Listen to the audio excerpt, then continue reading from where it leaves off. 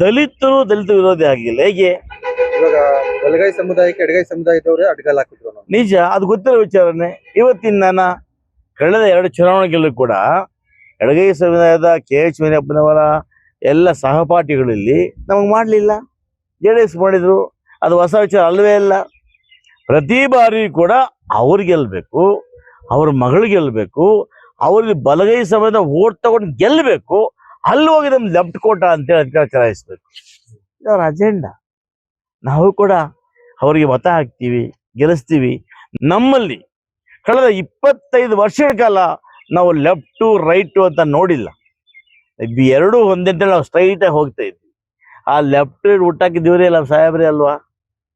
ಹಂಗಾಗಿ ನಾನು ಮಾಡಿದ್ರು ಆ ತಪ್ಪನ್ನು ಅನುಭವಿಸ್ತೀನಿ, ಅವ್ರು ಮಾಡೋದು ಅನುಭವಿಸ್ತಾರೆ. ಯಾರ್ಯಾರು ಮಾಡಿದ್ದಾರೆ ಆ ಪ್ರತಿಫಲ ಇವತ್ತು ನಾವು ಚೆನ್ನಾಗಿರ್ಬೋದು, ಒಂದೇ ಒಂದು ದಿವಸ ಖಂಡಿತ ಅನುಭವಿಸ್ತಾರೆ ಅನ್ನೋ ಮಾತನ್ನ ಹೇಳ್ತೀನಿ.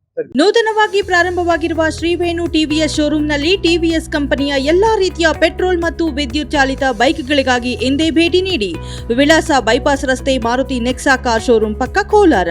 ಹೆಚ್ಚಿನ ಮಾಹಿತಿಗಾಗಿ ಸಂಪರ್ಕಿಸಿ 9986833899 ಅಥವಾ 9986933299.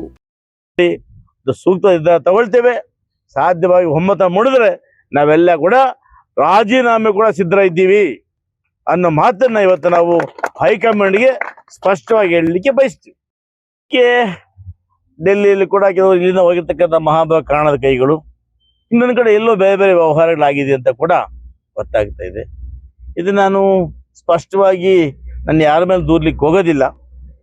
ನನಗೆ ಯಾರು ನಂಬಿದ್ದೀನೋ ಅವರೇ ಮೋಸ ಮಾಡಿದ್ರು ಅಂತ ಭಾವಿಸ್ತೇನೆ. ಯಾರು ನಂಬಿದ್ರಿ ಸರ್? ಇದೆಲ್ಲ ಬೇಡ ಸರ್. ಇವಾಗ ಈ ಒಂದು ವಿಚಾರದಲ್ಲಿ ಸಂದೇಶ ಏನು ಹೋಗ್ತಾ ಇದೆ ಅಂದ್ರೆ